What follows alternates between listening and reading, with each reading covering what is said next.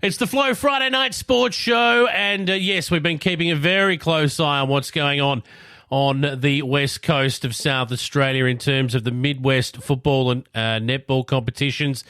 They are no more. Well, at least the football is confirmed to be so.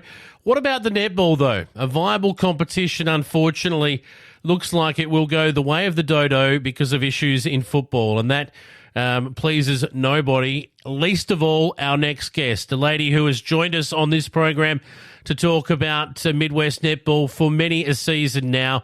And we welcome her back for one last time to talk Midwest netball. It's Rehanna Freeman who joins me on the line. G'day, mate. How are you?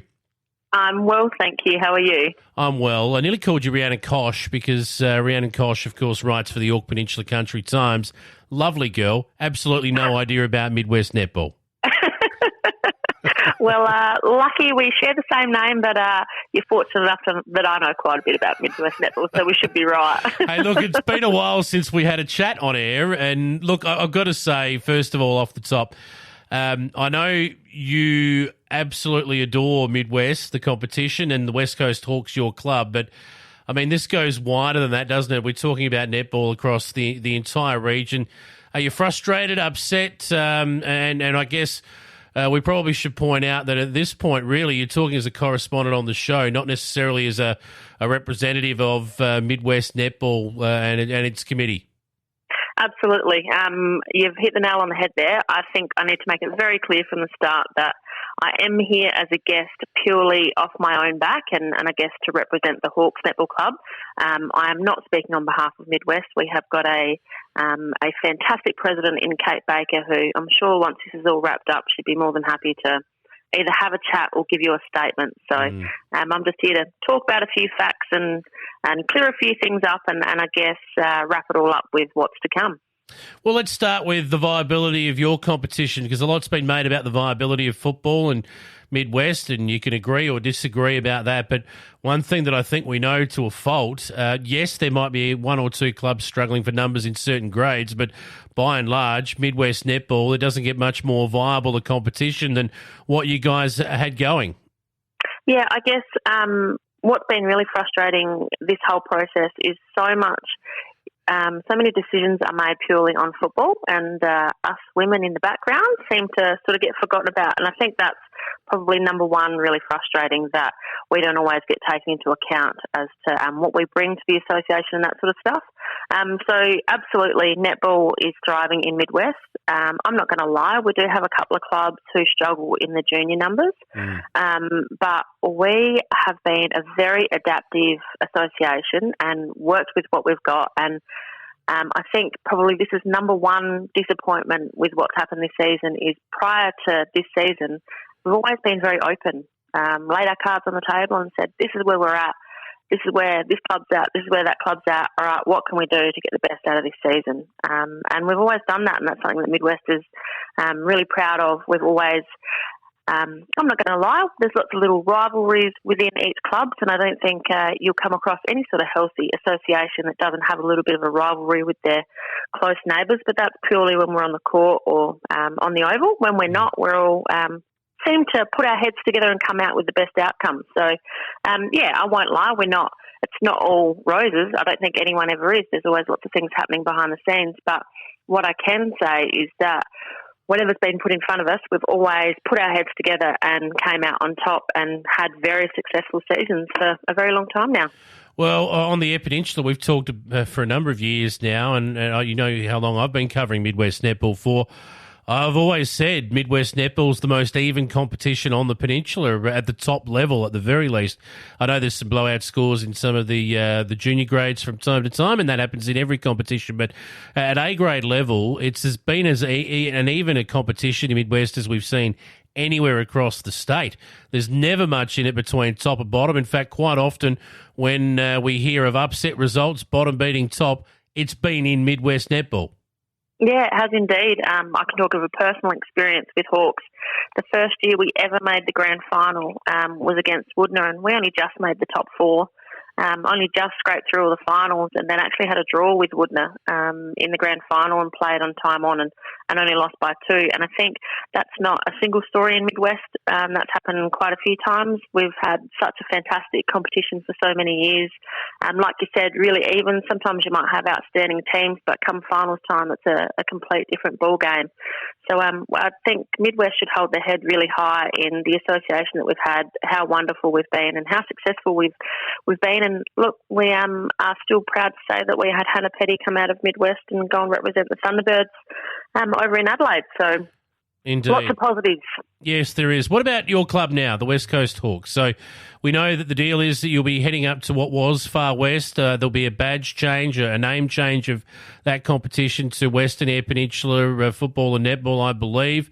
Is this all completely ratified from the netball side of things? Because, again, we've heard a lot about what the Football League is doing, and they've had a vote to wind up their competition. Are netball that far along yet? We are indeed. So Hawks and Wirral have been in talks with Far West about heading up there, and we've actually had a couple of meetings. And I do want to clarify while I'm on air that any meetings or conversations we've been having with anyone outside of Midwest, we have been completely honest about and let all other clubs know and our association know, because the last thing we want to do is surprise anyone and then no one have any idea of what we're up to. But yeah, so last, I think it was on Friday the 26th of February, Hawks officially asked Far West to join them. And then it was on March the 5th, so only last week, that the Far West Netball Association unanimously voted to welcome us and Wirral as netball clubs and voted to become the Western Eyre Netball Association. And I think that goes a lot to say about the Far West Netball Club. They've been nothing but welcoming and opening and very sympathetic to what everybody's been going through. And I think that also touches on something that probably hasn't been said a lot, is that none of us have had a uni degree to teach us how to deal with these sorts of situations. We're all volunteers, and majority of them also working full-time jobs and taking this on the side. So the workload that people have had, not to mention the stress load, not to mention the emotion of everything, has been absolutely enormous. And I think as a positive, Far West have been nothing but open, generous and very welcoming. So we are extremely thankful for them, and Tracy Chandler, who's the president up there, has been absolutely fantastic to deal with. There's obviously a fair element of sadness. I don't know how much you love Midwest, and we've talked about it many times in the past, but is there also a tinge of excitement about the unknown, about what's to come? I mean, this is obviously a brand new experience for you in the club. Is there a little bit of excitement now starting to build around the club about what's to come for the season? Look, absolutely. Look, I'm not going to lie. Hawks are in a pretty lucky position that we've got really strong numbers in our netball, and sort of always felt like we would have somewhere to go with Far West. So there is definitely excitement, but at the moment that's very much being overshadowed by, I guess, although we don't feel like we've done anything wrong, the guilt of we can't bring everyone with us. Those sort of feelings, and knowing that although we're moving forward, not all other clubs are at the moment. They're still sort of waiting on a few other decisions. So absolutely we are keen to take on the Far West League and move forward and make something great. But we also haven't forgotten where we've come from, and we feel like there's lots of loose ends to tie up. And I know there's been a little bit of closed doors talk about, Midwest didn't really get a final hurrah, so we'd really like to see something happen. We've got neighbours that we unfortunately really only see come football season, and we're unfortunately not going to see them now. So I think we really need to make an effort to bring us all back together and remind each other of what a fantastic association we've had. And there's been some wonderful people in our association, and I think it would be great to recognise them and speak of all the wonderful things that have been done. Are you thinking like a carnival sort of thing through the year where you can get the clubs back together for one last send-off? Because I think that sounds like a wonderful idea if it could be arranged. We've spoke. This is nothing official and not at a meeting level. Just a few little commoners having a few conversations, I guess. We've spoken about games. We've spoken about Midwest Netball Association has a netball dinner every year, which is world-renowned. It's such a good show. It's when all 6 teams come together and we dress up like for whatever theme it is and get together and have a few drinks and recognise those people who have done well throughout the year. We've spoken about doing something like that.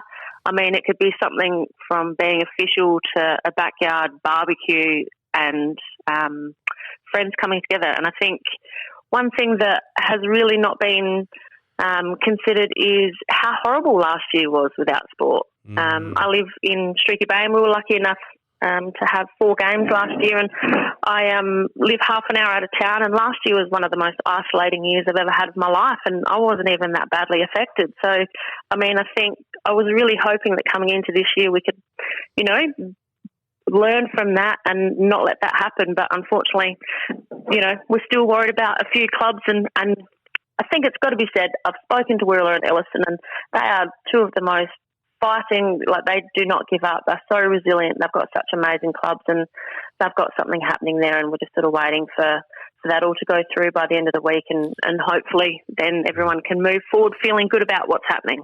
Obviously Western Districts and Elliston are the 2 you were talking about there, and they're the loose ends that are yet to tie up out of the Midwest League. And ironically, the 2 strongest netball clubs over recent years in terms of their A-grade performance at the very least. And I'm not sure I'd like to be a Great Flinders netball team coming up against a joining of the forces between those 2. Oh, I 100% agree. If you put those 2 A-grade sides together, they will be a team to beat, a very healthy team to beat, and just not even looking at just netball on the court, just coaching abilities and umpires and volunteer bases and that sort of thing. Those 2 coming together, and I do believe it's just for this year, just to get through this year, that I think they could do outstanding things this year. And I think it's got to be said, Great Flinders, if their vote goes through tonight, so Friday night, if that goes through on Far West, I think it says a lot for them taking, putting their hand out so close to a season, changing things up and accepting new clubs just so that people can get on the court. So well done to them. Yeah, here. Well, look, it's not the last time we're going to talk. I'm going to look forward to following the progress of your Hawks in the new competition and all of the other clubs that have made up a wonderful association in Midwest, because it's not the end for those clubs. It is the end for the Midwest Netball Association, which I find ridiculously sad. But as far as the clubs who made that up, who were the heart and soul of that competition, it's not the end for them. We look forward to following them in new competitions, yours included, Rehanna, and I'm hoping you will come back with us throughout the winter to do exactly that. Absolutely. I love giving a bit of airtime to netball and what great players and club members we have. And I do just want to say quickly, if I may, I just want to clarify something that's been said on the radio a few times, which is extremely inaccurate, and that was that Central Eyre and Woodenunited coming together were then kicked out of the Midwest League. And I really feel it extremely necessary to clarify that was not the case. We absolutely 100% and support those 2 teams coming together. I think it's great that they could put to the side, past rivalries and clubs and come together so that kids could play sport and adults could play sport and it could keep communities going. I think that's never an easy decision, and well done for them for making that decision and so quickly. And I think they've been talking about that for quite a few years. But in no way, shape or form were they kicked out of our association. And Hawks actually wrote them a letter begging them to stay in the Midwest Association just for this year. Asking them if they could please. We understand that some of the football sides were struggling a little bit and that Eastern Eyre might be a stronger league for this year. But we begged them to stay and they still chose to leave, which is 100% their right to do. But I would like to clarify and put it out there that they were not kicked out of the Midwest League in no way, shape or form. Have you spoken to anyone from the netball side of that? Because I've heard a lot from the footballers of the new Central Eyre United crew, but I haven't heard a lot from the netball side of things. And I'm curious to know, you've got friendships that stretch back many years with the girls involved in both Central Eyre and, of course, Woodenunited. Have you heard from them and what their thoughts are on all of this? Nothing in an official matter. So I've had a few conversations with a few different people. And look, I completely understand where they're coming from. I think at the end of the day, everybody's got to look after their club, their paying players, their supporters and that sort of stuff. I know that Central Eyre was struggling in a little bit of netball numbers, but I think that we could have still had a great season in Midwest. So not in an official matter, everything has been very black and white as far as that goes. There's been a few behind-the-scenes personal conversations, but nothing that anybody would really like put on air, if I may say. But, it's just, I think it was all decisions that were sort of more so made from a football point of view rather than necessarily a netball. Rehanna, I've got to ask this as a follow-up now before we wrap up, because we are talking about the situation with the new Central Eyre United Storm, who will go about their work in Eastern Eyre. But a lot's been made of the Minippa meeting, the infamous Minippa meeting. I think it will live on in infamy, where the new merger was brought to light. And there's minutes from that meeting. I've spoken to a couple of people on this program before who swear and declared to me that the minutes are true and accurate reflections of what happened at that meeting. First of all, Rehanna, were you at the meeting? No, I was not. Okay, that doesn't matter. By your understanding, you've obviously spoken to people who were at the meeting on behalf of the Hawks. So we had two reps and I've spoken to other clubs as well. Okay. So from your understanding, is there anything in the minutes of that meeting that aren't accurate as you know it to be, or is there stuff that perhaps should be in the minutes that isn't in there? Look, reading the minutes and having conversations, it definitely feels a little bit different. But I think what needs to be clarified there is minutes are black and white on a piece of paper. When people speak, there's emotion behind it, and I think that doesn't always come out when you read minutes. Also, something that needs to be clarified is I can tell you one thing and you can read those minutes and it might sway how you read them, and then someone else could say something and it just sometimes comes down to interpretation. And I'm not saying for one second that those minutes are incorrect. I think that Central United wanted commitment from the four teams to say that we would put all sides on the oval, so that's A, B and the Colts. All clubs would have those teams and all clubs would not forfeit throughout the year. And that was just simply something that nobody could guarantee then and there. And so that's sort of where the conversation went from there. And it was at no point did anyone say, we don't want you in the association. It was more a conversation of, well, you guys have just said you will only stay if we can do this, and we're telling you we can't do this, so what are you going to do? I think is more so the point. And I've got to stress that this is very emotional for a lot of people, and a lot of time and emotion and phone calls and emails and lots of stuff has gone into this. And I don't think any of the decisions have been easy. We're just, from our point of view, just had a wish that maybe this all could have happened next year so that people had time to negotiate and move forward. Yeah, it's an interesting point. And that's where we'll leave it today. Rehanna, as I said earlier, wishing you guys all the best in the new relationship you have with the previous Far West Association, and to everyone that was involved in Midwest Netball over the years. I'm going to say a huge thank you, in particular to my Western Districts girls, who I've loved following. I know Wayne has as well.